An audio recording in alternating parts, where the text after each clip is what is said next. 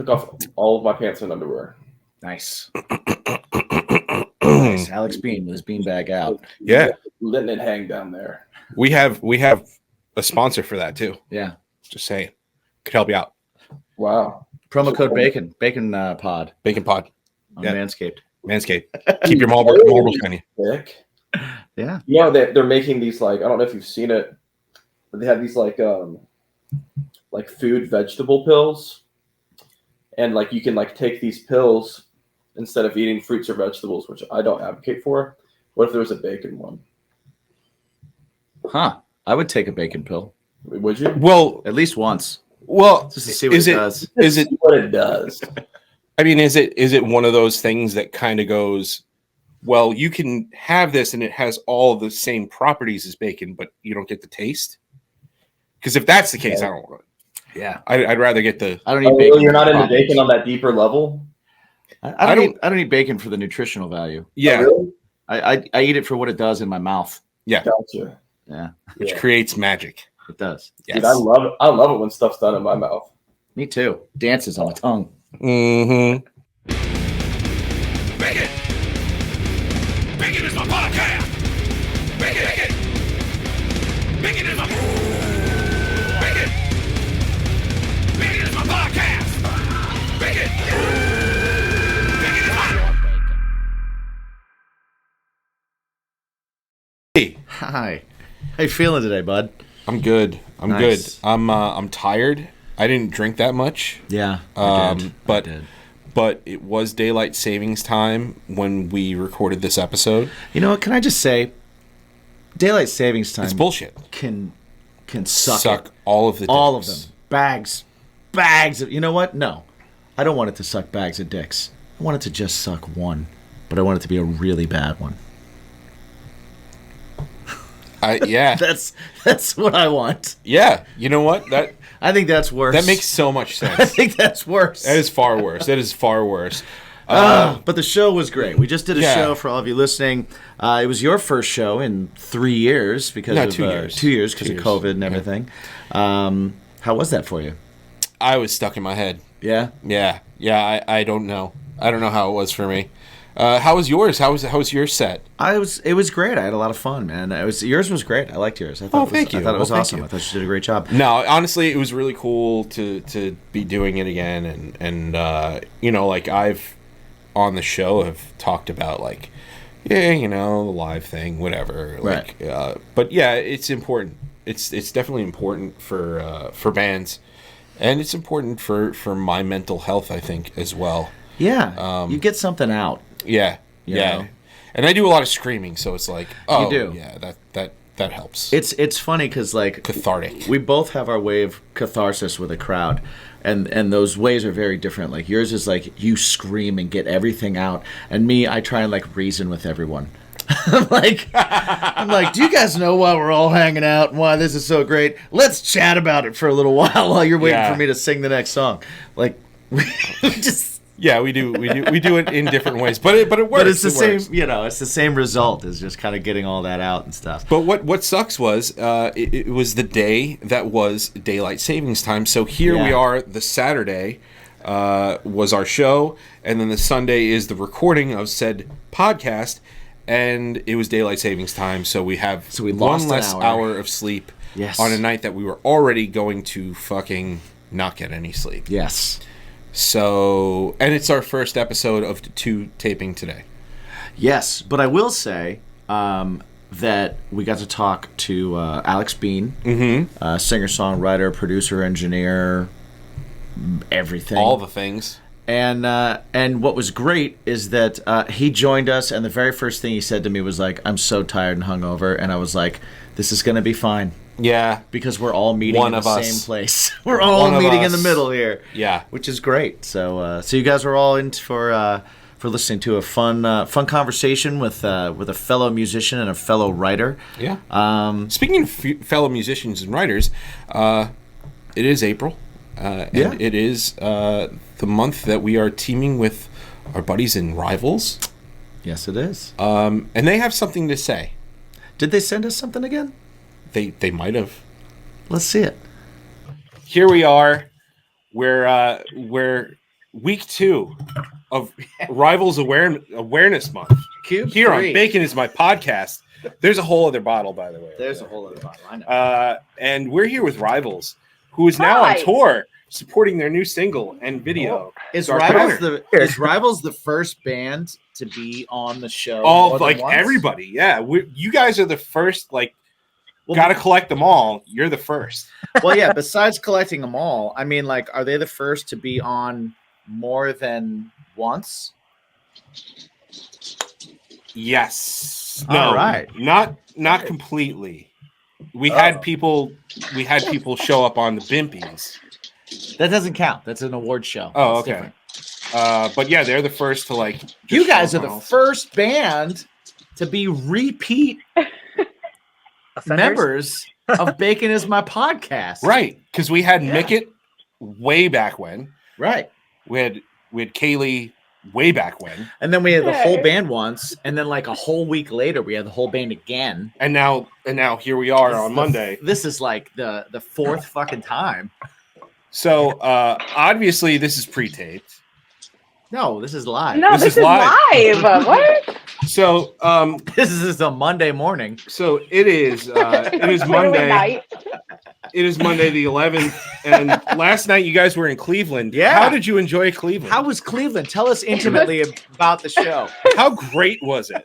So awesome. It's so great. House of Blues. Do you have any really specific details about the venue? I played naked. Now you have to. Now you have to. At least you're behind drums, so you can pull it off. Right? Yeah, at least you're behind drums so you can pull it off. Ah, look at this fucking guy. That's a masturbation joke. I hate my band.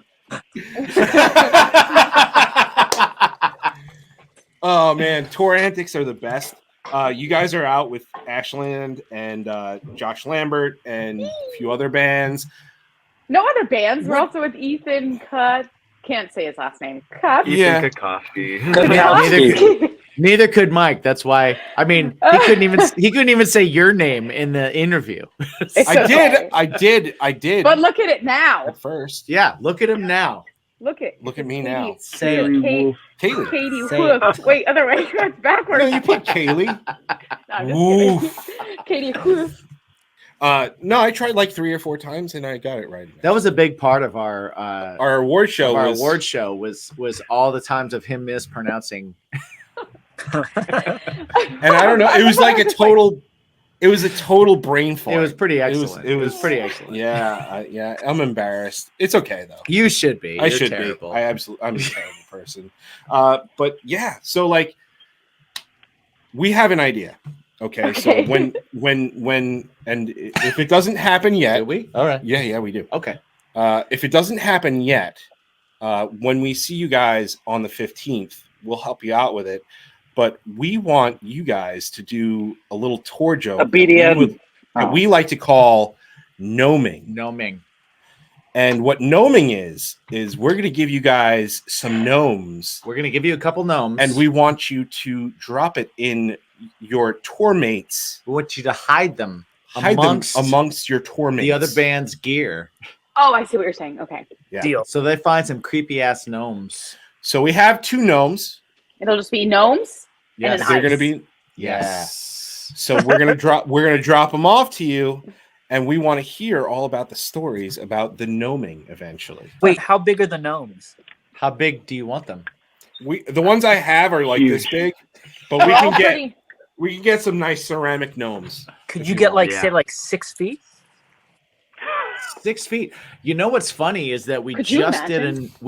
did an interview with a producer. His name's Rob Jacobs, and he was working with Shakira, and he got a giant fucking gnome It was like a 4-foot to gnome. mess with her. It was like a 4-foot gnome to mess with Shakira. And then he actually got her a regular gnome and hid it among her things. And it was part of like a tour.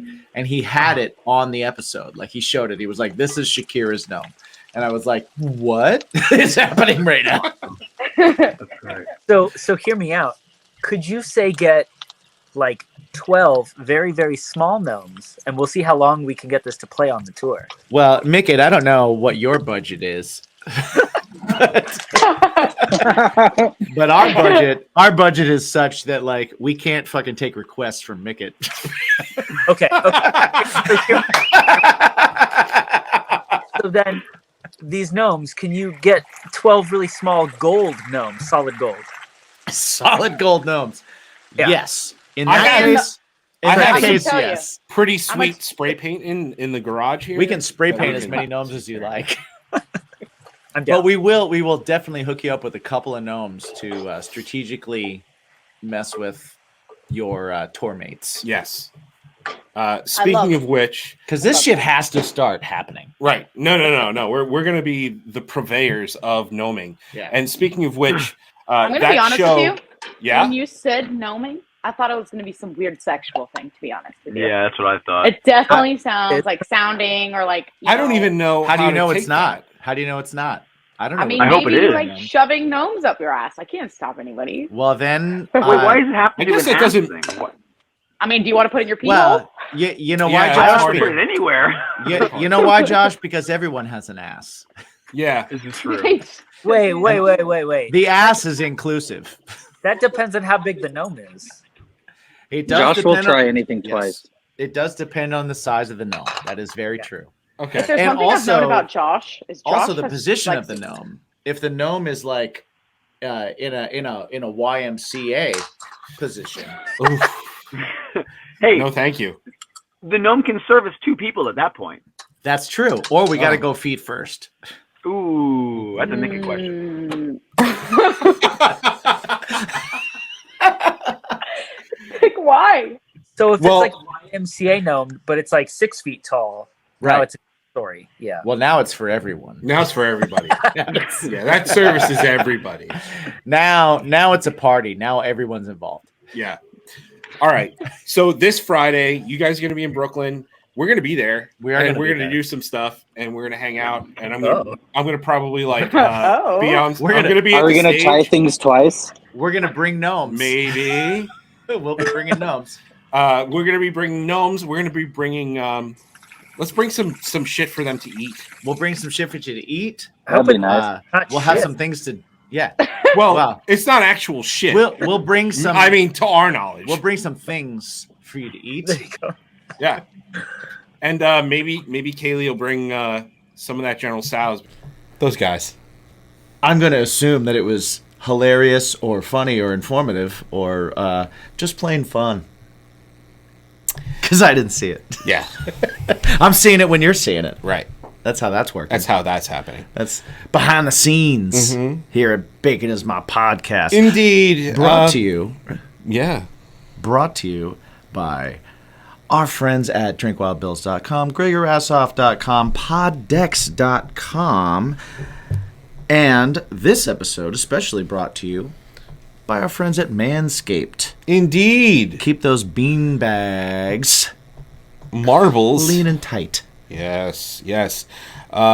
Use the promo code BACON at Grill Your Ass Off, Poddex, and drinkwildbills.com for 10% off your order.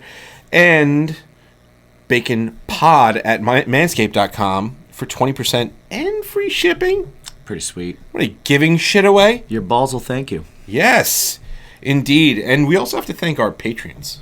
Yeah, we definitely do. Everybody over at patreon.com/bacon is my podcast. Thank you guys. You guys are awesome.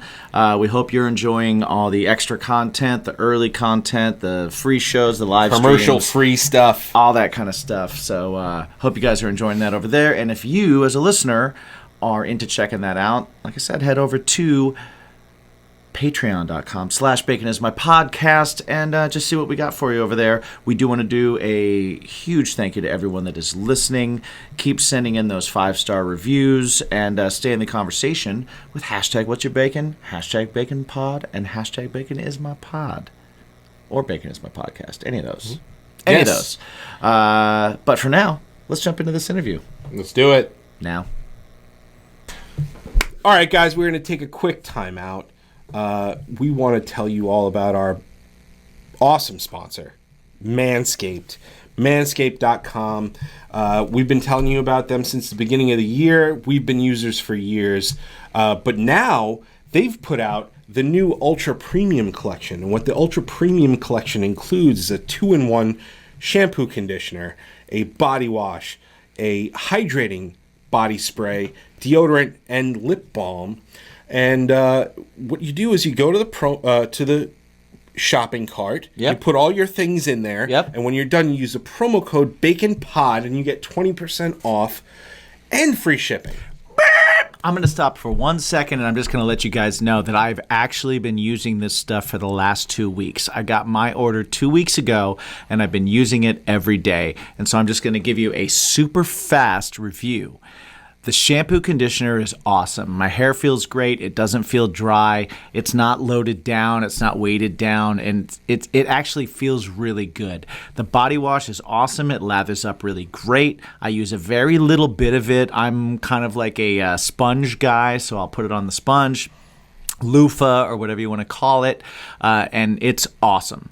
The surprise for me has been the body spray. Mm-hmm. It's really awesome. I never used anything like that before. I got it and I was like, what's this gonna do? I'll tell you what, as a person with tattoos, man, my arms feel dry every now and then. And sometimes for you that have tattoos, you understand that like when it gets dry, you start to feel like a raised up area for where your tattoo was. This actually, it smells great and it feels great and it keeps you hydrated. My hands, my arms, my tattoos, that's what I've really used it on. I haven't done the whole body or anything like that. I do use all the other products. I use the crop preserver. I use the foot spray at night. I don't use it during the day because it the might Reviver leave your as feet well wet. for a midday spritz. Yeah, 100%. That is not included in this, but the wipes are key. You can all use this stuff. Oh, here we go. We got the wipes too. Yep. You can use all this stuff, and you can get 20% off on all of these things. And of course, their flagship Lawnmower 4.0, which I was skeptical. I had the 3.0. Mm-hmm. They gave us a 4.0. I was like, how much better could it be? It's better. It's way better. I've nicked my sack on the 0 3.0. times. And I've nicked my sack 0 times on the 4.0. Right. So go ahead, go to manscaped.com, use the promo code BACONPOD, get 20% off, get free shipping, and support a really awesome brand that we believe in, and support the show a little bit. It's really good, guys. I don't care. If it's not good, I'd tell you, because I don't care. Right. So it doesn't matter to me. But honestly, like, I'd use this stuff whether we had a discount or not. And I use our promo discount because that's what we have. So have the same discount that we do. Indeed. And go over to manscaped.com and use BaconPod as your discount. Hey, it's Andy. And it's Dean from Nominee, and you've been consuming Bacon Is My Podcast. Yeah! Was the delivery too harsh? Should we do that again? Let's do it again. Right from the you want to do it again? You want to do it again? Do it again? Hi! My name's Andy! And I'm Dean from Nominee. You've been consuming Bacon, my podcast. Yeah! Yeah! This is my favorite strings. I have tons. Do you guys use these strings? What is that? Oh, Slinkies? I actually just got Slinkies for my baritone. How do you like the Paradigms? Dude, the Paradigms are great for when you're not recording because they kind of dull the sound a little bit, but they don't rust, they don't break. These I just put on my guitar and rusted within a week, but they sound brighter, the better for recording. Right. I've seen the ads for the Paradigms where it's like Paul Gilbert like trying to destroy them. Oh, really? Something like that. Yeah, he's like trying to break them. He's doing crazy bends or he's hanging his guitar from the strings and stuff. They seem gimmicky, but I didn't know how they sounded. No, they're good. They're like very good. And I use the 10 to 52s, which is like a skinny top, heavy bottoms. So you can do like extra bending and then your power chords and stuff like that. They sound a little deeper. So it's got that extra string width. My thing is always wound G string. Yeah. Gotta have the wound G because I don't like that extra like twang that you get when it's open with the, you know what I'm saying? It's nice and tighter. Dude, that's a lifestyle, man. Yeah, That's my Mountain thing. Dew, that's a lifestyle. Mountain Dew is a lifestyle. You got to search. You got to seek those out. Yeah, it's a pain in the ass. It is a pain in the ass. I'll get like 10 packs at a time just to make sure I got them. I got these big bags under my eyes. I just got like a big bag of potatoes right here. It's all right. It's all good, man. Absolutely. I went to so many different places. I went to a little like an Irish pub. Well, with that said, welcome everybody to Bacon is My Podcast. Yeah, we are here. I didn't get to use my radio voice. You didn't. But that's okay. It's okay. We got to hang out with and learn a little bit about guitar strings with our buddy Alexx Bean. What's going on, man? Dude, just chilling. I just took my beanie off and my hair's crazy. But dude, I'm just chilling. I'm a little hungover. I had indulged in alcoholic beverages this previous evening. Yes. What was your weapon of choice? I was drinking some what are they like wheat beers, like Hefeweizen beers. Okay. Yeah. They're really good. They're like sweet. They're really good, but those are like low alcohol content. So how many of those did you have? It was a 5.5. So it's like Okay. Yeah. I mean, I probably had like a lot, and then I had some shots, and yeah. It's the shots in the middle. See, the shots in the middle always mess with you. Yeah, I had a lot. It was a lot. I can't. Yeah. What's your shot of choice? Is it just whatever's coming, or tequila, man? Just hit me with some tequila shots or something, you know? Yeah. I would imagine that in the beginning of the night, you start with tequila, and then eventually there's just a shot that shows up in front of you, and then you're like, mine. Right. It doesn't matter what it is. Yeah. Sorry. No, go ahead. No. I was agreeing. Oh, no, please. I'm just joking. But I had a weird dish. I went on I had an evening with a female member of the opposite sex, and was enjoying what they call a date at a restaurant, where you sit down and enjoy food and conversation. But I ordered this weird thing, and it was like a cheddar cheese shepherd's pie in a small little like cast iron thing. It was like really artisanal or whatever. It wasn't very good. They had good beers though. Oh, nice. Well, you said it was an Irish pub, right? And then we went to the pub after that. Oh, okay. And that was popping in a weird way. Well, at an Irish pub, I was going to say you go for bar food. Guinness. You go for Guinness. Yeah. Yeah, that's like a roast beef sandwich. Right. It's like drinking a roast beef sandwich. It's wonderful. Yeah, I love Guinness. I will drink a bunch of Guinness. Yeah. I'm a Guinness fan myself. Yeah. Do you have everybody's got that like one liquor that they can't do? Have you discovered yours yet? Where you're like, okay, none of these, or else that's not going to work. Time traveling people, or dude, I don't know. I mean, I feel like every like certain liquors have like certain weird bad memories or good memories. Right. But like Jägermeister, maybe I think I've drank too much. Jaeger. That fills me with regret just hearing it. Yeah, that's a young man's drink too. Like I feel like as I got older, I can't even like smell it. I never had a bad experience with it per se, but it's always like, oh, what is this sugary stuff? It's like, ugh. It is sweet. Yeah. What about what's the other one? That Goldschlager. You ever have Goldschlager? Goldschlager. Oh, it was like just straight cinnamon. Yeah. But it had little gold flakes at the bottom. I thought that said Pudex. Does that say Pudex? Like pod. Oh, pod. It was Pudex. Like, what are y'all getting into? You'll find out later. That'd be an interesting sponsor. Pudex. Yeah. That's when we get into the adult. If you work for a company called Pudex, hit us up. # what's your bacon? Yeah, Bacon's my pod.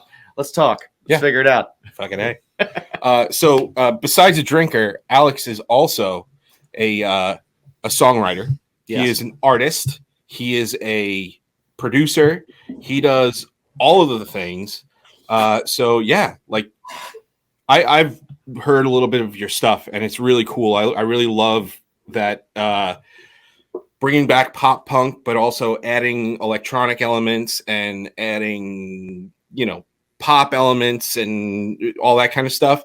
What drew you to that? Like, what drew you to meshing the styles together? Because I know that you're a big Blink fan, you're a big Green Day fan, stuff like that. What made you go, I'm going to take this and I'm going to put it with the other stuff? And, almost like what Machine Gun Kelly is doing at times and stuff like that. Well, I was just like, I guess living in New York, I was just like surrounded and exposed to all these different types of music and different cultures and different people. And, I would go to tons of hip hop events, and I recorded a lot of hip hop artists. I worked part-time at some recording studios. I'd also interned at Columbia Records, where I was in their like in-house mixing and mastering division. And so I worked on some hip hop stuff there. Like I think I did I did like the clean version of Earl Sweatshirt's album and like just some stuff like that. And then what was so cool is what really inspired me was I saw like all of my favorite artists growing up like stopped being very popular, and that whole scene kind of died. And I just felt like there's nothing for me to be inspired by that's current. And so I was just searching, and being in New York at that time was like, a great way to find what's happening. And I was able to find that same feeling with a lot of new hip hop and alternative hip hop. And I felt like this is giving me that same like really angsty, cathartic, like rock and roll feeling that I was getting when I was listening to Green Day and Blink. And I just thought that was really sick. And then as time moved forward, and I actually wrote, if you can find it on the internet, there's a publication called Pin's Eye View, and I did a really long article with them, and I talked about how I thought hip hop was going to help make rock mainstream, and how it was like reigniting that same emotion. And as that continued to go along, I was like listening to tons of emo rap and stuff like that, and so it just seemed natural for me to kind of blend the two. And then I had like a friend of mine who's a songwriter, and he kind of encouraged me to do some more of that as well. And I wrote Castles with him in New York, and but yeah, kind of a long story, but that's that. No, that's cool. That's cool, man. Yeah, I was. What do you think it is that? And I've had this conversation with a couple different people. That it seems like in hip hop, there's a lot more of a collaborative exploration that can be had versus what you see rock artists doing. And like you'll see people jumping on each other's records and helping each other write songs, and you just don't see as much of it in the rock world, and it kind of makes it feel like rock and roll would move along a lot faster and be a lot more mainstream and be a lot more in the public eye if they would kind of adopt some of these not so like it's my thing. Right. No, there's some good and some bad to it, because I think what's so sick about some of the classic bands we all love is they wrote their stuff and no one else did it. It was like Green Day and Rob Cavallo and maybe like their engineer in the studio. That was it. And Billy Joe wrote all of the lyrics and all the music. And then now, but you also have to think about like, if you're a rapper, you're not a band. So you're not hanging out with like 2 or 3 other dudes. You're just by yourself. So that's what inspires that that open collaboration that we all see. It's like, yeah, you're gonna have like 4 or 5 features on your song and like 6 different songwriters because you don't have a band. You're just some dude that's like working with a bunch of different people. So I think that's part of it. I do think that like you look at Machine Gun Kelly's album. I mean, every song has like 8 different songwriters and stuff like that. And part of me like wishes that maybe there was less of that, because that when you listen to like American Idiot or something, Represent, it's like you're getting Billy Joe's like actual, you're really understanding him as a songwriter, and you're not like hearing other people's like, oh, well, we brought in this guy because we think it's going to make a hit song, Right. Yeah. I can see that too. Story that he's created, and it's, pretty in depth. So I do miss some of that, and I think, I think there's going to be more of that in the coming years. Yeah. Do you think there's a detachment when as someone that's written songs with other people? Do you feel like if you're writing the lyrics and you're writing the song, you feel like a big ownership to it, Yeah. Do you feel like when you are shopping that out or having someone else co-write or having multiple people on it, it detaches the performer from the art in some way? It depends. It really depends. I think it's a case-by-case basis, definitely, because I think there's some amazing songs that were collaborative processes, and like the song I did, Castles, like I wrote that with this guy Jesse Fink, and like I said, he was the one that was like, oh, Alex, like you should like put emo rap in your stuff and lean into that. And yeah, I mean, we were writing that song. And it was actually, he goes, you want to write a song for Marshmello? Because Marshmello was wanting like all these like, you know, emo revival like anthems and stuff. So I was like, yeah, dude, let's fucking write Marshmello a song. Hell yeah. And then we were doing it, and I had like so many voice memos and like notes on my phone. Like my notes app goes back to like 2011. So I have like songs I've written on my phone since when I was like in 6th grade. And so I'm like pulling out old lyrics into this and really getting into the song. And I was like, dude, I think, you know, I really think this is going to be like an Alexx Bean song. And he was like, yeah, that makes sense. Please take it. And yeah, it was just like, I felt a connection with it that, I don't know, I've never really liked writing for other people, because at the end of the day, I'm always like, you know what, that's my song. I'm right, yeah. Sing that, you know? Commercial break. This episode of Bacon is My Podcast is brought to you by drinkwildbills.com and grillyourassoff.com. Use promo code BACON to get 10% off your entire order. Yeah, grilling season is never over, and you always want to quench your thirst, and why not do it with some craft-made beverages by Wild Bills. The two work together pretty awesome. Yeah, agreed. So go ahead, hit them up, check it out. It helps them, which are awesome companies, and it helps us. It helps us, and it helps you. And it helps you to because you like live a more flavorful life. You like delicious things in your mouth. Indeed. So go do it now. Do it. Okay. So yeah. So get this right. So I'll be like, I'm Mike and I'm Damien. Well, I like the consuming though. That's a good line. No, and we are Felicity, and you are consuming. Bacon is my podcast. And you are consuming. And you are consuming. That's a good adjective. That's a good verb. All right, you got it? Do you want to practice again, or you got it? Let's try it. I'm Mike. And I'm Damien. And we are Felicity. And you are consuming. Bacon is my podcast. Yeah. I've had that same experience helping someone write a song and not being a part of it then and being like, oh man, that's kind of, I feel I feel close to that.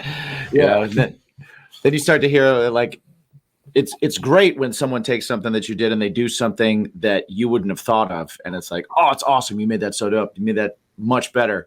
But like the other thing can happen too. And it's like, oh man, just give it back. I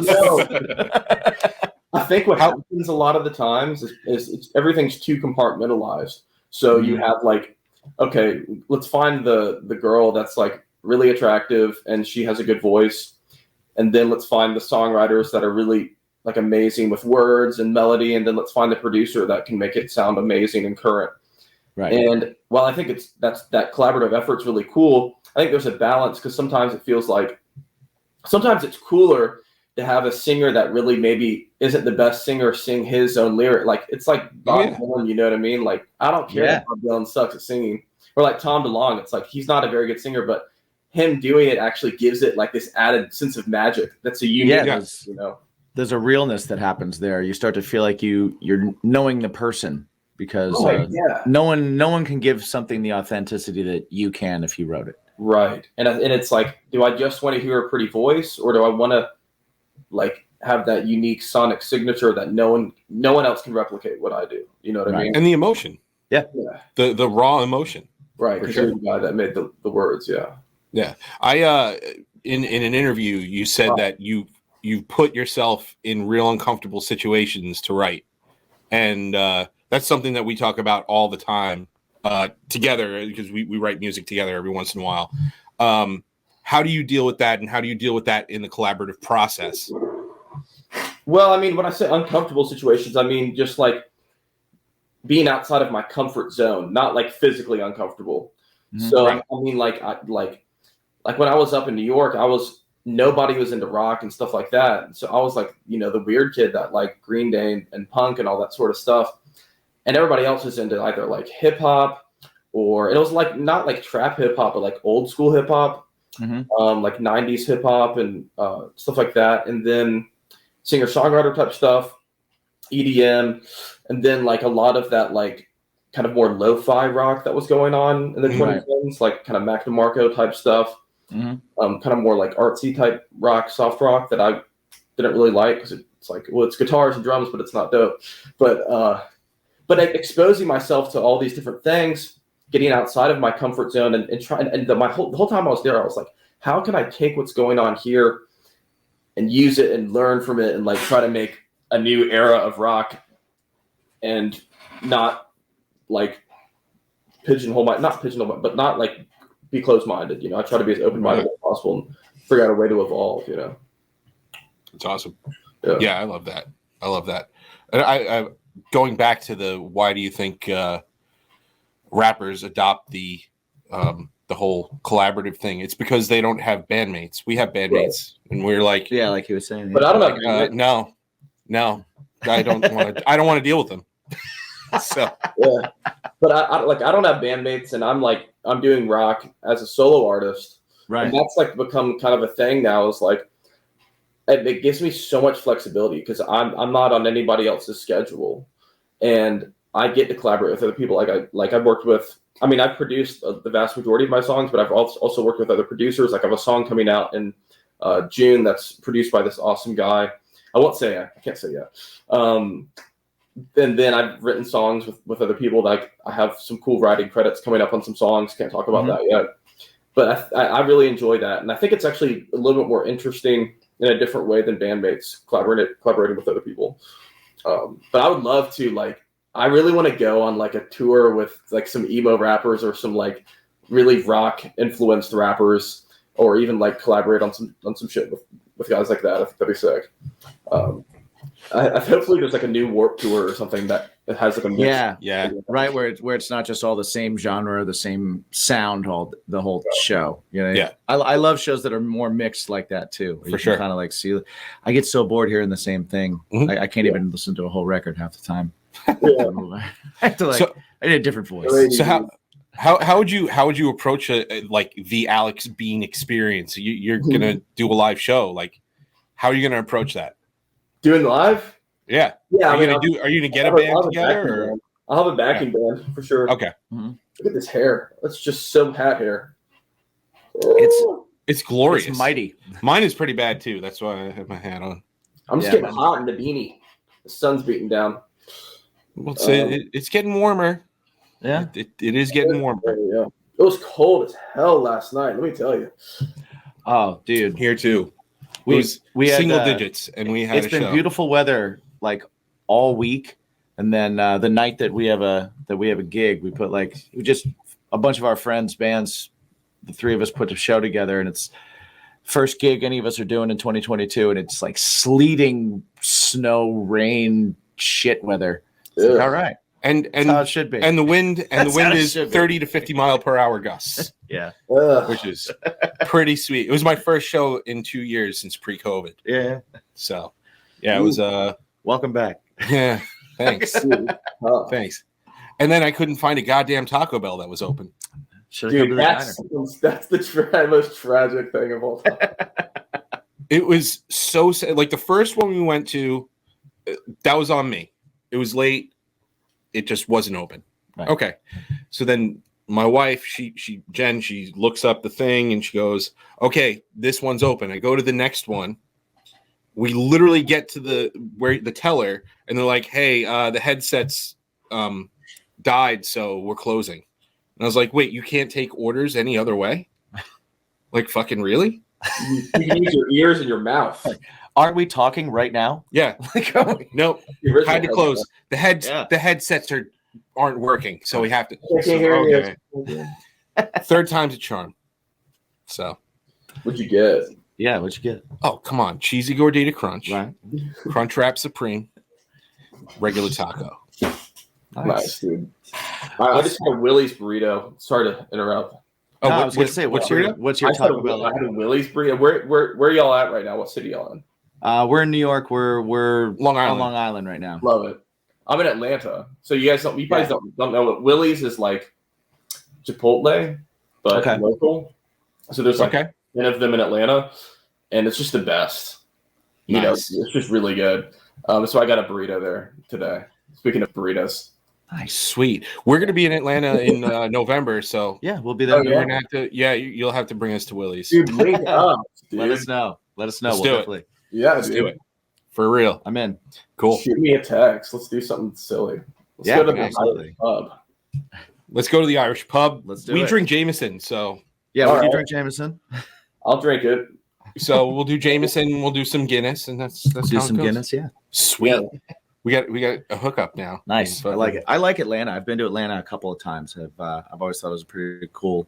I used to drive there. I grew up in Indiana. I was in the Midwest, so I would take the 10-hour drive to Atlanta. Oof. Go hang out. Dude, we can go to the zoo. I got a membership, a yearly membership. Oh, nice. Yeah, we go see Okay. stuff. I love zoos, man. I love zoos are the this. shit. We have the Bronx Zoo membership here. It's like Bronx Zoo and Queen Zoo and Central Park Zoo. Yeah. So yeah, you can just go whenever you want. It's fucking sweet. Nice. Dude, I think giraffe are like the most amazing animals up close. Just like they defy any sort of logical structure. Yeah, they're crazy. Like I love watching, and I don't like watching animals fight, but watching giraffes Oh my fight God. is crazy. They fight. Oh my God. They start Look it running up, and then man. they whip their head at each other. It's like nuts. Yeah, those antlers, they're Yeah, actually hard. Right, because they have like these things aren't their ears. Yeah. They're like little extra things. They're little devil horns. Little knives. Yeah. Oh, they'll fuck you up. They will fuck you up. Actually, so we Ow. the family and I, we're all going to Disney, and we're staying at the Animal Kingdom Lodge. Right. Oh, that's so And fun. we have a Savannah view room. So when you go out the back door or the sliding glass door, you can have coffee and look at gazelles and giraffes. That sounds sick. That is totally awesome. Yeah. Yeah. And most likely there's going to be plenty of shit right outside the door. Oh Yeah, yeah. I think I've done that actually. Where you Oh, go, yeah? Yeah, you go to it's like the Animal Kingdom Hotel at Disney World in Florida. Yeah, yeah. I think I've done that when I was younger. It's fun. That's all. Yeah. I did the drive-through safari where like monkeys will land on the hood of your car. No. Oh yeah, yeah. We had the Six Flags one where the monkey sat on our side view mirror and just it was a baboon and just pissed. He just sat and then he just pissed right on the thing, and I was like, wow, this is more than I bargained for. You paid for that. Yeah, yeah, That cost you money. yeah. It was awful. I don't know if it was that trip or the next one, but my father was like when the Great American Screen Machine had just opened up. My dad got stuck on it Dude, that's for like an hour and a half. That does suck. Yeah, Dude, the Screen Machine, that's like a thing at Six Flags or something. yeah, Yeah. yeah. Are you a roller coaster guy? I mean, not regularly. I don't think I've been on a roller coaster since high school, but I don't know. I'd go on one. Oh yeah. Someone give us like, hey, Alex, tomorrow we're going to Six Flags. I'd be like, yeah, I'll go. Yeah. I have a couple friends that like they're afraid of heights, so they're like, "There's no way I'm going on a roller coaster." I'm like, "You are out of your mind. It's the shit right there." It's so good. You're locked into something. I mean, at the end of the day, you're strapped into that thing. What can go wrong? Yeah. What's gonna happen? And if it does happen, you're dead. Whatever. Right. It's over anyway. But At least you went on a skydiving, roller you coaster. gotta like, you're responsible for yourself too much in skydiving. I won't do it. I've been skydiving and it was awesome. Dude, it was awesome. No. It was That so is great. thing, dude. That It was great. It was and what was funny is I had to go tandem with somebody. So I got there and the guy looked at me and I'm not a small dude and he was not a small dude and he was like, "Oh man, we're gonna rocket towards the earth." I was like, "All right, all right, man, that's gonna be great." And I was like, "Can we do any flips or anything like that?" And he was like, "No, we cannot. We're gonna jump out of the plane and we're gonna watch our regulators and when it is time, we're gonna pull the chute and we're gonna cross our fingers." And I was like, "What? What are you talking about?" Dude, that But is it was nuts. How tall are you? it was great, man. I'm like 5'10". I'm not a tall guy, but I'm like 200 pounds. Stocky. Yeah, I'm a stocky dude. Yeah. Yeah, you guys are hurling towards the earth. Oh yeah, we were Yeah. rockets. We were Meteora. We definitely were. What's that thing in the middle right there? What's that? There's a little like red fluid. This? That's Jameson. Yeah, this is Oh, you put it in the special little tincture. this is our globe. This is diversity in here. It's actually a glass ship. Oh, cool. It is the diversity 2. It's the diversity 2. Okay. Thanks, Jim. I broke diversity 1. Uh-oh. Yeah. So that's what happens. That's what happens when you drink it all. It happens. Yeah. Yeah. But yeah, that's fine. But yeah, you know, Jameson's not paying us, so we're not going to put their logo on it. Right. Not a sponsor. If there is a good Irish whiskey company out there that wants to sponsor hit us up. Hashtag what's your bacon? What's your There's whiskey? a bacon company that wants to sponsor y'all. Absolutely. Ooh, we'll take yes. it. We'll take it. I'm in. Okay, if you had to pick one. Oh man, do we go Hormel or do we go Oscar Myers. Oscar Myers. Oscar Myers. Hormel are probably the biggest ones, right? That's too commercial. I like Hormel. None of that Applegate crap. We need Dude, I was gonna say y'all should go Applegate for that. Applegate is like that street slime cred. bacon. Yeah, that's true. We should get like a butcher box or something like that. Yeah. Yes. Artisanal. Yeah, some kind of if you will. artisanal bacon. With that artisanal bacon. Or Peter Luger's bacon. Now that's some good shit, dude. That's some good bacon. That's high quality. That's hashtag I never professional. went there. I really wanted to go there when I was in New York. It's fantastic. It's a religious experience. Yeah. I've I only love been once. steak. Yeah. So the steak is. What's your so you went to a restaurant last night, you went on a date. What's your like go-to restaurant type place? I just anywhere. I pick a new place. Try to pick a new place every time. Yeah. Do you have a cuisine that's your favorite, or are you kind of Depends on the mood. So like if I'm working on music, it's definitely going to be Chinese food because that's like for some reason that makes the most sense. Right. But if I'm also pizza, there's like a really good pizza place I go to called Fellini's here in Atlanta. That was my charger, and it's pretty good. But it was like an American new. It was like new American. Yeah, I like that. Like Yeah. where they bring elements of like a little of everything. That's what's up. That's my thing too, for sure. I mean, I love Mexican food, and I like. That's not date food though. It's not. It could sometimes date with margaritas, Mexican food. That could be fun. It's true. Yeah. It's true. I don't know, man. That's risky business. Lots of cheddar cheese, lots of spicy things. I don't know if I'd want to start out a first date or a second date with let's go to Mexican and Hey man, lay the cards on the table. Yeah. See how it plays out. well, that doesn't happen Dude, till later on. I have a music video coming out about a date. Oh yeah. Yeah, it's filmed entirely on VHS. Oh, that's So great. that's your thing. That's great. So the video you've got has all It's a these. mixture. The first video, the Castles music video, is a mixture, but this one's like full straight up. Really? Yeah. It took me so long to make this. So here's what I did. We filmed it with like 4K, really nice digital cameras, Mm-hmm. and then I bought from B&H Photo these special converters. They're called Geffen HDMI to S video scalers. So it takes the video out of my computer. It goes from HDMI into S video, which is has more resolution than like the regular yellow cable that we always have loved since right. So it's like twice the resolution of that S video. It's like not really well known. That goes into a special S video VCR with special S VHS tapes, which have twice the amount of lines as a regular VHS tape. And then it goes out of that S video into an S video to HDMI scaler, and then into the Blackmagic HDMI to Thunderbolt capture card. So I'm capturing S VHS tapes at 1080p. And we did this with like 12 hours of footage, and then we scaled that down to a 2-minute and 18-second video. That is a lot. Wow. So you're obviously you do production, you do mixing, all that kind of stuff. Do you venture into obviously a little bit into the video world? Do you do that? I don't do my video work, but I did do that particular aspect of the video work. But I'm always hands-on with video. I'm like always at my editor's place and my director's place, working on stuff. I mean, I'm the majority of the time I'm sitting there with them, helping them do that.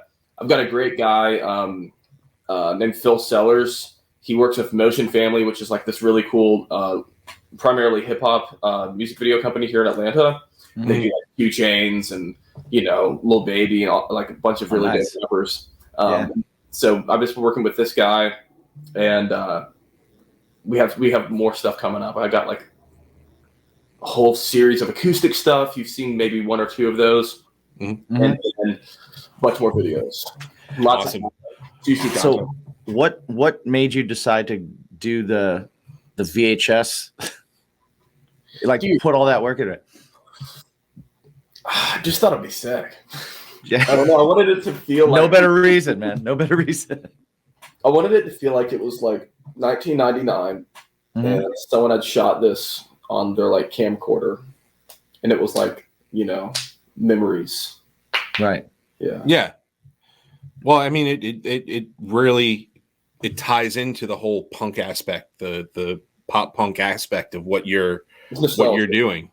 Yeah, that nostalgic feel. Well, it's like the Cassie's vibe. video. You've got the skaters in it, and like that. That gives you one feeling of nostalgia that you had, because it reminds you of like, it reminds you of like those old. Now you're not a skater though, right? I'm not. I'm a biggest poser, and you can see me in the video being pushed on the skateboard for a second. It's really right. You know what you got to do? You're not a poser if you lean into it. If you're like, I suck at this, I just appreciate the art. Right. Yeah. No, absolutely. Dude, I'm the biggest poser, and people are calling me a poser and for fun, and I would embrace it. And that was part of the magic of that day. But you got to lean into it. You lean into it, man. I was wondering because we get a lot of like different viewpoints. Again, producer, engineer, that kind of stuff. Do you produce and engineer your own work? Because I do get a lot, like I do that for my band. A lot of my stuff, all of my stuff I put out by myself. Only it's to challenge myself. That's why I do it. But do you go to other people to record your stuff, or do you feel like you're able to keep like a fresh perspective and when you're going in as like an engineer or a producer or anything like that with your own material? It really depends. I mean, I've found most of the time that mixing has become less and less part of the process, because I learned that I was spending a lot of time mixing my old songs and they would never sound good, and that was just because they were bad songs. And what's interesting to me is a lot of the times when I'm finished like producing the track, like laying all the guitars down, doing all the stuff, and I just end up for the mixing stage, I just like color code stuff and then do little tweaks and it's done. So I think that's been like a huge thing that I've learned in the past like 2 years. But I like working with other people a lot, especially like I go to a lot of studios here in Atlanta and work with a lot of dope engineers, and working with some mastering engineers right now that are working on the new Machine Gun Kelly album. The guy who's working on that's going to be mastering some of my stuff. Like I said, I have a song coming out for that VHS video I was talking about. It was produced by a really dope producer who's produced stuff for like Alicia Cara and this cool artist named Jutes. And yeah, he's really sick. But yeah, I think both. But I like producing my own shit because it's part of the process. And then some of the most legendary artists have produced their own stuff, Yeah. So, like Prince did all of his own stuff. Oh yeah. And Jimmy Page produced every single Led Zeppelin album. The list goes on of musicians that have produced and recorded their own material. Yeah, because there are a lot of people who are in that like school of thought that think you can't be objective, right, and stuff. And the way I usually like work my stuff is I'll bounce it off him, or I'll bounce it off another buddy of ours, DJ, or I'll send it out off to people and be like, hey, what do you think of this? I'll do a demo version, and then so it's gone to the point where I've sent full Logic files to DJ, and he'll chop it up and this and that, and he's like, okay, this is what I think, and stuff like that. So do you do anything like that? Do you have any like confidants that you send your stuff off to and go, hey, listen, man, I need an objective ear. I need somebody who's going to be straight up with me. Oh, totally. I've tons of friends from school. I like will text them my mixes and songs and be like, what do you think? Or I'll just be like excited about it because I just bounced it from Pro Tools. I'll be like, dude, check this out, and then see what he says. But yeah, I've never number of friends I just always send stuff to. I think that's part of it, just to see what they say. Yeah, I love that process. I just love, being in the production process, and I feel like that's the best way to kind of get that objectivity rather than be like, well, my song is good and that's it, and that's the way it's going to be, and that's print it. Dude, some of the times I now don't use. I try to use as few plugins as possible and just get it right at the beginning. Yeah, and I thought it makes it way better. So my new philosophy. Wait, I'm telling secrets. I can't tell secrets, but I'll tell just a little bit of stuff. We won't tell anybody. It's all right. I know they don't. It's just between you and us. I'm just telling you this. Okay. But I don't like now. Like the maximum amount of plugins I'll have on a track is like 1 or 2, or maybe none. Like basically just vocals have plugins.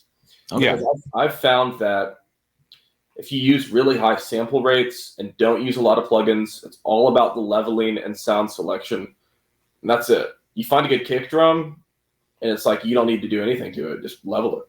Mm-hmm. You know what I mean? And then so and the high sample rates like is something that I've started doing, and all my music starting with the next release is going to be all at 96 or higher, or some of them will be at 88. And I'm working on 4 songs right now that are going to be at 176.4. Wow, damn!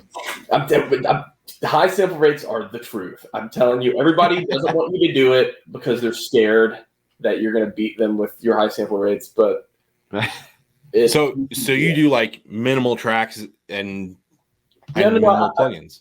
I'm not into minimal tracks as much as I'm into minimal plugins. I mean, okay, I'm all for doing tons of tracks, but I used to do tons of guitar tracks, and now I'm like paring it down to where it's like I'm trying to be like as efficient as possible because I feel like it's more emotional the less you do in a weird way. Right. I feel like as somebody who like does the recording and does the production and stuff like that, it is fun to do all of that stuff, but sometimes you just kind of like, I know what'll sound good on this. Well, that's what's the song. Yeah. What's the song need? Not how creative can I get with sounds? Yeah. And I think I've gotten lost in that too. But when you pare it down and you go, well, what's the song actually want? Like the song is the most important thing, always. Mm-hmm. And so you just do right by that, and you're in a pretty good place. Yeah, don't get lost in the sauce. Right. Absolutely. So I wanted to ask, you started as a musician when? Like around when? Like drums was your first instrument, correct? Mm-hmm. When did you like how early did you get started? I started playing drums and I was like 2009, so that would have made me like 12 or 11. Okay. So yeah, my older brother was playing guitar a lot, and he still plays, but he doesn't like do it professionally or anything. Right. But he like was forming a band with some friends at school, and he went out to the store, like I think it was like a Sam Ash music store. I don't know if y'all have that.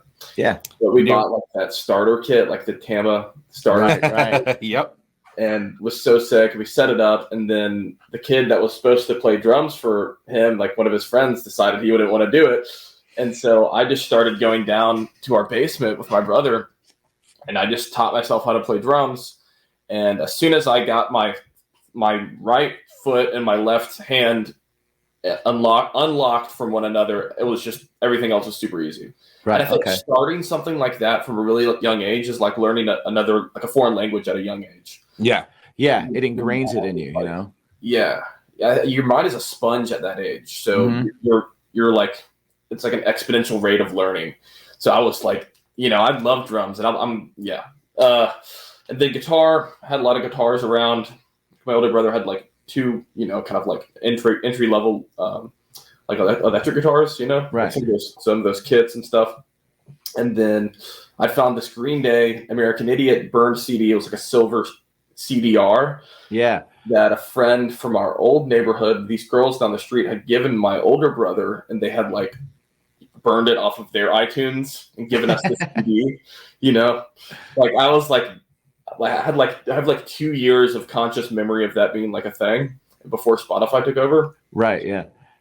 But I found that in a drawer, and I listened to it, and I was like, "This is so sick." And then I realized that I think I looked up the guitar tabs for Jesus of Suburbia, and and I was like, "Oh wait, it's all power chords," and I learned how to do the power chord, and I was like, "Oh wait, all the other Green Day songs are just power chords too." So I would just like rip through all the Green Day stuff. Like this is it's like drums because this is like right. It's all rhythmic based. It's all rhythm. Yeah. Right. And it was my brother was doing all of this with his left hand. I didn't do that. I'm not into I can't be Eddie Van Halen, but I can drum. That's this guy. Yeah, me either. That's this guy right here. Me either. Yeah. But I can drum with my hand. I can drum on the guitar. That's how I took it in the beginning. And then I started writing songs initially. Like I just stopped wanting to. My brother loved to like play other people's songs, but I just like got jealous or of other people having songs and like I'm not gonna spend my life learning famous people's music. I'm just gonna make my own and it's gonna be famous, you know. So nice. Started writing stuff. But I always loved writing. As like when I was in elementary school, I wanted to be like an author. I would write like, you know, fantasy little like attempts at novels. You know. Well, you are a Lord of the Rings fan. I love Lord of the Rings. Yeah. So your fantasy novels are sure to come. Sure to come. You're the next Tolkien. Yeah. When were you? So when you were songwriting and you started that whole process, were you kind of drawn to, I want to be in a band and I want to do a live aspect of it, or were you drawn more towards I want to write songs? And like, when did you start getting into the what are the mechanics of making a song in the studio, or what goes into this? Recording aspects. Like I always wanted to be like the lead singer of like a pop punk band, and now it's like more of a solo thing. But in terms of a recording process, I just like all the kids at my school didn't want to do music. I think their parents were probably like, "You can't do music. That's super stupid." So then I started going to these hip hop studios and being like, you know, what can I do? I'll hang out and do whatever y'all want. So I remember spending summers like doing garbage Starbucks and wrapping microphone cables, and I thought that was so sick. Nice, yeah. And then I like rent all these. I buy all these really cheap like penny books on eBay of like old recording manuals and handbooks, and like read those. It's like there's one by Miles Huber called like Modern Recording Techniques. From like the 4th edition from 1990. Something nice. That book was awesome. Nice. Read books, kids. Yeah, definitely read books. Yeah, there's still a lot of value in especially old. I know that like my drummer went to school for recording, and this was like he graduated probably 8-9 years ago, and he was like, yeah, it's all different now. So it's like none of it's the same. And I'm like, no, I think fundamentally the fundamentals are all there. It's the same. You know what I mean? Like when you're talking about how sound works and how instruments work together and how to place things. I feel like it's just things are upgraded. Right. Yeah. It's not. It has because I studied recording in college for a little while too, and I didn't graduate and stuff because I was going to be a fucking rock star. Right. Right. So I didn't need college, but I mean, like I still approached it like I still was doing it regardless. But yeah, like the fundamentals are all there. Right. Sound is sound, no matter what. Frequencies are frequencies, no matter what. So your understanding of that kind of thing, it shouldn't be lost in. Yeah, I would imagine if you got a book from the 90s that gave you modern recording, a lot of it would still be transferable. You just have technology that helps you get from point A to point B a little easier, right, quicker. You know, right. People would talk about like 1176 compressors, and I'm like, oh, I just have a digital version of that. It's exactly right. You know, yeah. There's no difference between tweaking a knob and tweaking a knob on your computer. Digital knob. Yeah, it's like the same thing with like using a Helix or Kemper or something. No, Kempers. No, fuck Kempers. Fuck Kempers. I love a Kemper, bro. I have my Kemper right here. I just got it. Nice, dude. The Kempers are this thing. So like, All right. Really good and dope, and don't say shit. So Kempers fuck me up. You know what? It's a me thing. It's not a Kemper thing. It's a me thing. So Kempers sound great. It's not me. Right? It's not but instead of taking like an amp and going, okay, well, you have everything at 0. Cool. That's how the amp works. It's okay. Well, here's the profile of this amp, and it's a red channel JCM 800, but it's locked to this, right? When you change the different knobs and the different parameters, it's not like working an amp. It's like working an EQ, correct? I see what you're saying. It doesn't change like the gain structure. Yes. Yeah. Yeah. I know what you're saying because like the preamp, I guess, is where the EQ is in a Marshall, or I'm not sure how that works. So yeah, maybe you're changing the gain being fed into the power amp section, which could then adjust the actual gain tone that you're getting. Whereas, yeah, if you adjust an EQ on a Kemper, I think you're right. It might just be that you're just like reducing bass on like a fab filter. You know? Yeah. Yeah. Now, what you need to do is, since you work with so many studios, is you need to use that profiler thing and go in, get all the expensive amps. How many profiles have you taken? Profile it.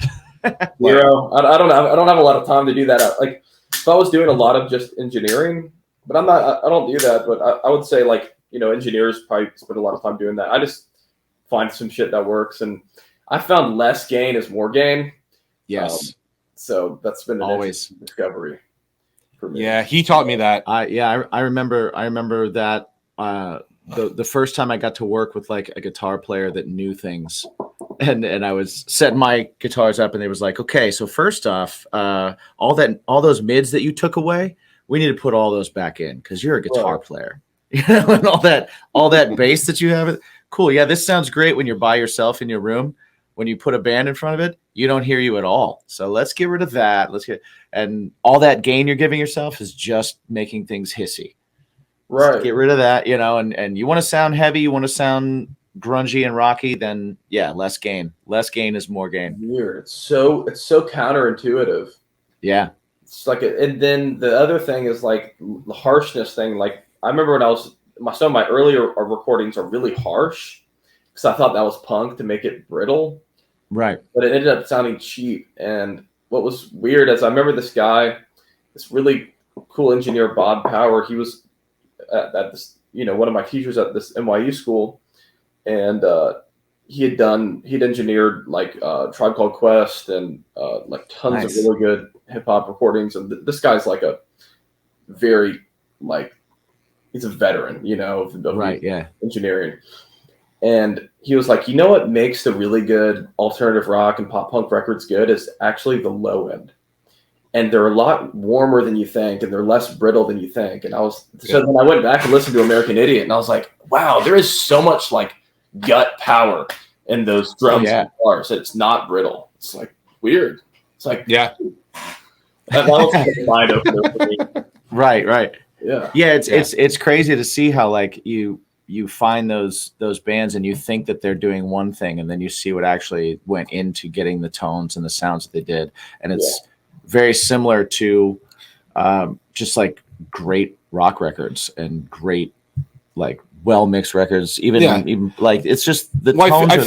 I feel like we all figure out tone in our bedroom with the shitty practice amp, and we're like, yeah, this kind of sounds like it. Yeah, metal and then zone, man. as we get older and as we get, you know, jobs and stuff like that, we only get better equipment. But that better equipment you take and you're like, oh, okay, these shitty amp settings. Let me make this. This will work on a Mesa. Sound like my old shitty. This will work on a triple rectifier, and it sounds like ass. Right. And then you do have to finesse it and work with it and stuff like that, and work with a producer and have an open mind. So, so you've worked with a lot of really incredible producers. Do you have you had moments where like you were in a way like starstruck when hearing what they'd worked on, where you were just kind of like, holy shit, I'm working with somebody that worked on this record that I think is amazing? Yeah. I mean, definitely at the beginning, but then you realize everybody's just people. So right. I think that's kind of the main. Yeah, I mean, everybody's just a person, just like you know. So. Oh, he's not a person. I don't exist in any real plane. I'm invisible. I'm a ghost. I'm invisible. I'm a part of your imagination. You're just imagining me. Exactly. No, but I don't know. And I think a lot of the times, you know, you expect somebody to be able to do an amazing job on something or exceed your expectations just because they have these credits that are amazing. Right. And it's like sometimes you can end up doing a better job than they can. And it's like, been there, done that. Right. Or you go, you know what I mean? It's just subjective. There's no right answer. True.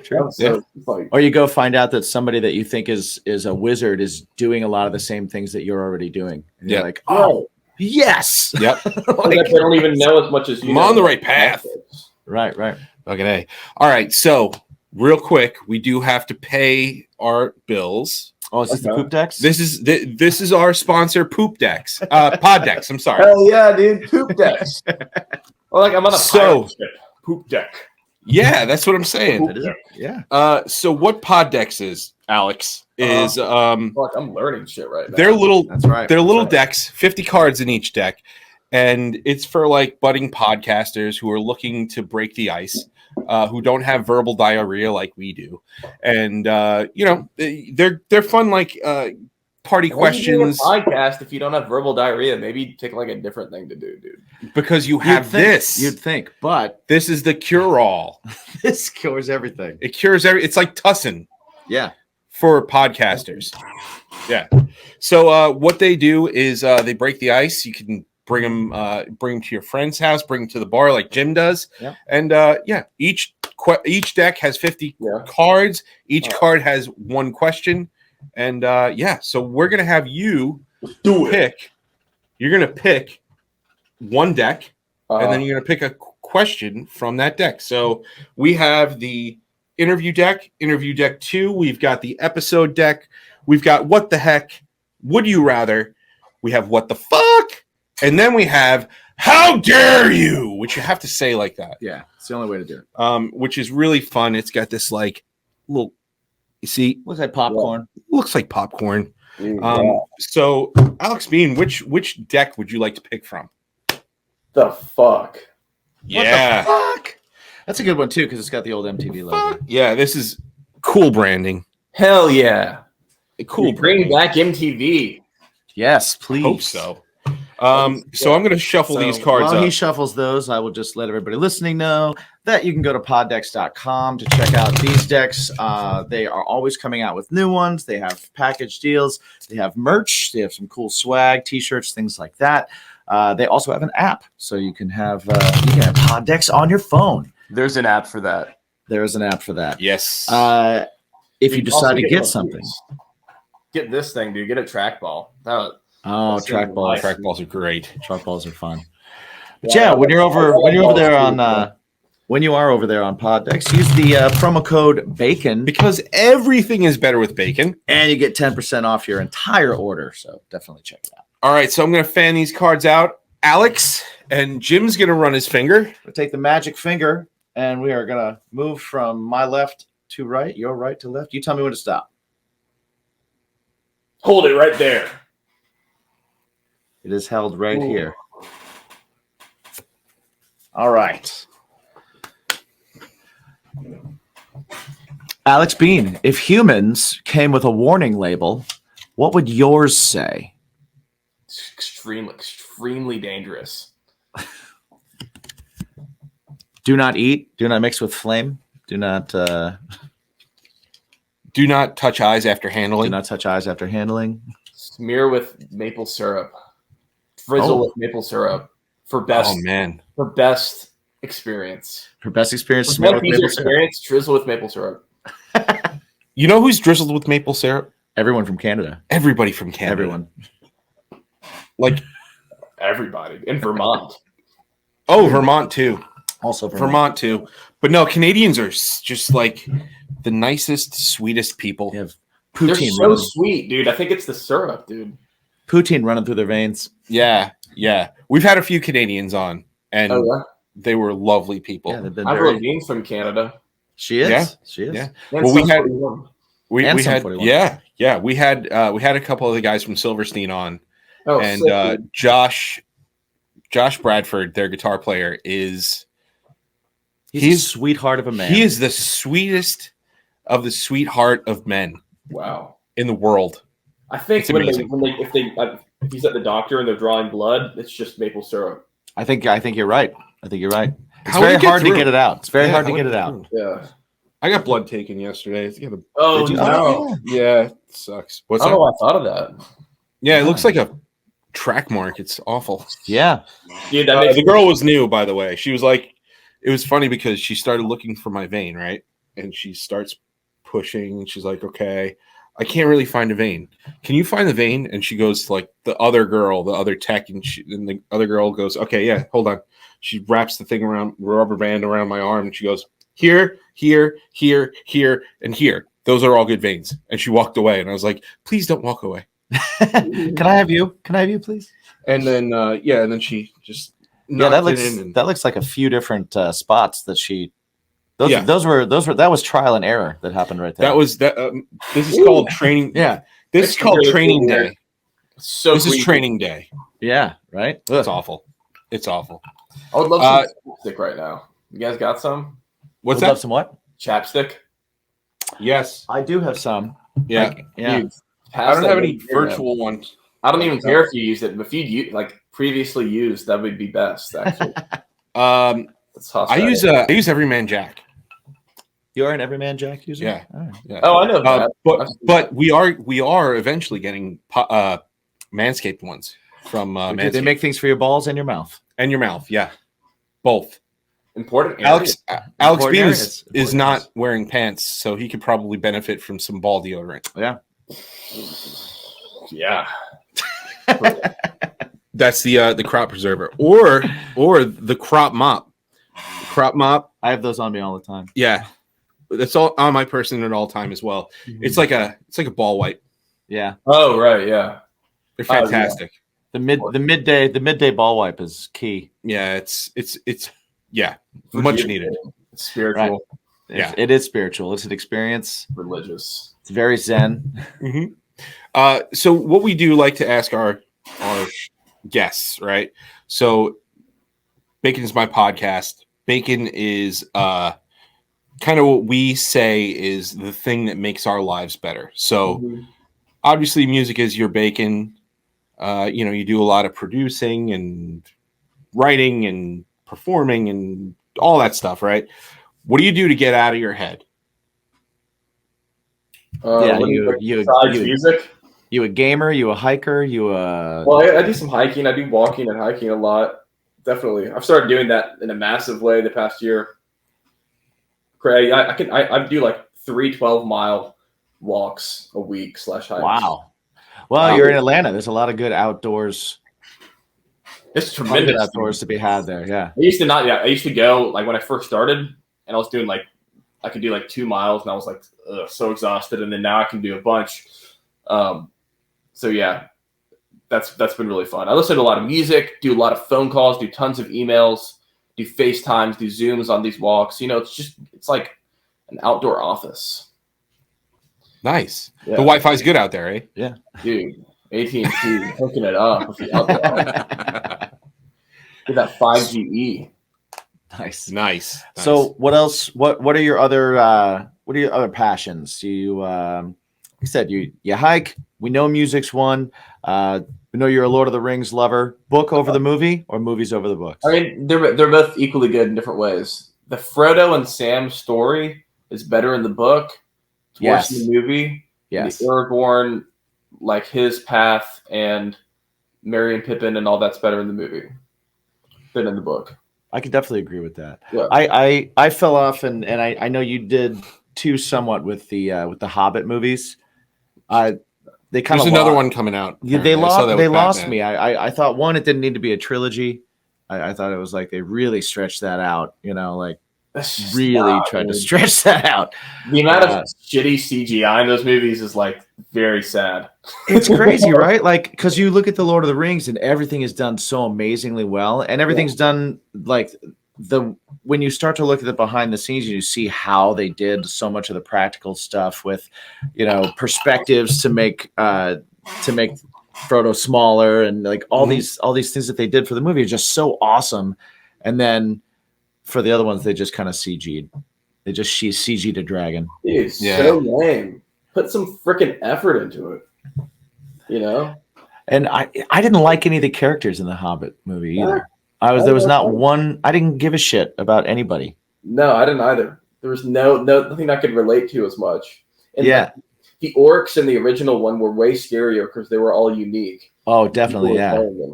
Like Lurtz's character is so freaking scary. His teeth are like, got that like long hair. He looks like freaking like Predator, from like the Arnold Schwarzenegger movie. Definitely, yeah. He's like vicious. And then that battle and the end of the first one with him and Boromir is like, the extended edition of that is insane. He like licks the blood off of the. Yeah, I prefer that. That's one where like even though the extended edition means that you're sitting down for like a good number of hours, I like it better. I'll do it. I'm like, you gotta invest. Yeah, like if you're gonna watch Lord of the Rings, your extended version in a row, just do it. I mean, I'm gonna bring this up, and it's nowhere near the caliber of movie that Lord of the Rings is, but like even like Ben Affleck Daredevil. Have you ever seen the extended version of that? I'm telling you, there's some additional like plot lines. You've been listening to Bacon is My Podcast. Thank you so much for hanging out with us. No, I'm telling you, there's additional plot lines in there that make the movie actually decent and make sense. It's like the extended which one was it? The Batman versus Superman. That movie was a hunk of shit. And then they came out with the extended edition, and it was a little less of a hunk of shit. It made a lot more sense. It made more sense. It was still a hunk of shit, though. What's a really good movie is 28 Days Later. Really good, yes. Yeah. Really good movie. Cillian Murphy is one of my top fave actors. Him and Christian Bale, I think, are like my two top faves at the moment. Nice. Well, you had the whole Dark Knight series. There you go. But I watched that too. I watched 28 Days Later and Dark Knight both last night. Nice. Yeah, that's a good one too. So, have you seen the Batman yet? The newest one? Yeah. No, I want to. I think it looks sick. It's like a very emo Batman. All right, so the only thing we'll say, just because there's no spoilers. No, bro. No spoilers. None. No spoilers. I'll just say, don't go see it. Yeah. Go see it. Zoe Kravitz, dude. I love Zoe Kravitz, dude. She's awesome. Yeah, she's just so hot too in that movie. Like not to distill it down to just being hot because she's great. I feel like the movie is just like so hot. It's just like a model movie, like because you got like it's just like I feel like it's very. I expect it to be a lot about the visual imagery. No, it's more. Go see it. Just go see it. Yeah. I'm not here. Yeah. No, it's great. It's great. Just go see it. Yeah. What I don't like is I don't like a lot of the Marvel movies. I really don't. I think they're kind of crap. Sorry. Which what is it about them that's losing you? It's the amount of CGI and the scripts are really. It's just overly general. I don't know. It doesn't like. The first Iron Man was really good. The Tobey Maguire Spider-Mans are really good. Mm-hmm. The Batman, the 3 Christopher Nolan Batmans are fucking unbelievable. And then all the rest of the stuff I can't really get into. Those are the only superhero things I can get into. I have to say I'll recommend you one. I'll just say check out The Winter Soldier. Yeah. It was the second Captain America movie. It's like an espionage movie that happens to have Marvel characters in it. Oh, okay. So I definitely recommend that one just because it's really well written and it's really cool and it's like and it's not a big CGI fest type of movie like some of the other ones are. Yeah. So that's cool. I see your Joker poster. I guess big fan. Yeah, we love. Oh, we're comic book fans. We're total nerds. Yeah. I mean that's the best Batman. I got Batman on my arm. Oh, and the Joker and I mean that's the second one, right? Of the Batman. Yeah. That's definitely the best one. It's just so good. And the way it looks, just like it's so. I think they might have shot it on film or something because the way it is like so high quality. Yes, I think they shot. I think and then they shot some of the they were like the first ones to adopt the actual IMAX. The cameras, shooting the cameras. In action scenes. Like wow. So a lot of things would just run in IMAX. Like they would have a movie, but it would just be on a giant fucking screen that you had to go like this to see a face. Right. But Christopher Nolan, for especially in The Dark Knight, the chase where with the 18-wheeler and stuff. Oh yeah. That whole thing was actually shot for IMAX. And they were like the first ones that really did it. And so that scene when Batman went to go get Lau, where there was the big city skylines and everything like that in Japan. That was all shot for CG forgot about that for part. IMAX. Yeah. There was a bunch that were like truly shot for IMAX, and that was incredible to see in IMAX. But then like most of the movies, they don't shoot for IMAX, so it's just like, oh, cool, the face is over here. Right. I see what you're saying because they haven't thought about the perspective and everything. Exactly. Right. Exactly. They're just zooming you in. It's just really big time. Yeah. That's what you're saying. That's interesting. Yeah. Cool. So we actually took up a lot of your time, so we're gonna let you go. All right. Well, here's the deal. Cool. Open invitation. Yep. We're here. You let us know when you want to hang out. Well, maybe next time you won't be as hungover, and we can have some drinks together. Right. All right. And we're gonna be in the area in November, so we'll hit you up. Hell yeah, dude. So so just let everybody know where they can find everything Alexx Bean, where they can listen, where they can see what's going on with your life. All right, so check it out on Spotify, Apple Music, any streaming service. Alexx Bean, it's Alex with 2 X's, Bean, like a green bean, like BEAN, Bean, Alexx Bean, all streaming services.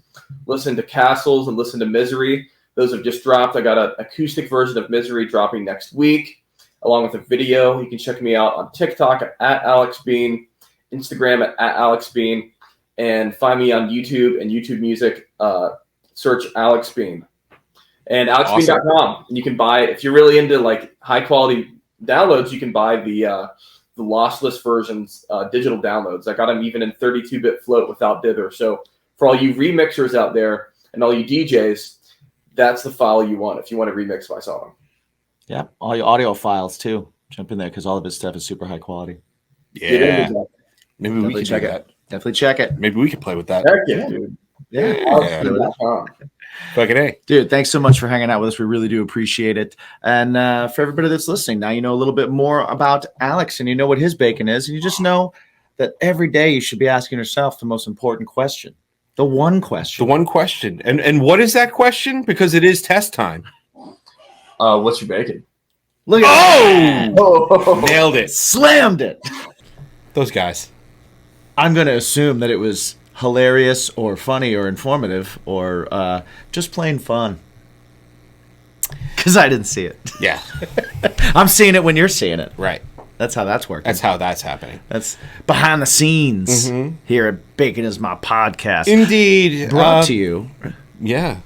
Brought to you by our friends at drinkwildbills.com, grillyourassoff.com, poddex.com, and this episode especially brought to you by our friends at Manscaped. Indeed. Keep those bean bags marbles lean and tight. Yes. Use the promo code BACON at Grill Your Ass Off, Poddex, and drinkwildbills.com for 10% off your order.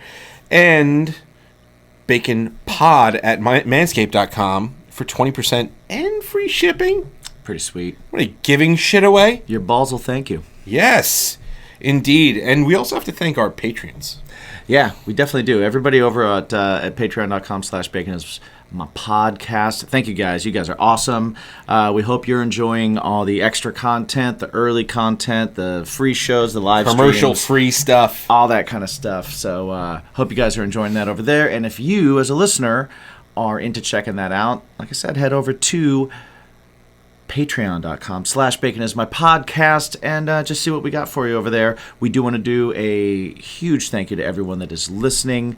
Keep sending in those 5-star reviews and stay in the conversation with hashtag what's your bacon, hashtag bacon pod, and hashtag bacon is my pod, or bacon is my podcast. Any of those. Any of those. But for now, let's jump into this interview. Let's do it now.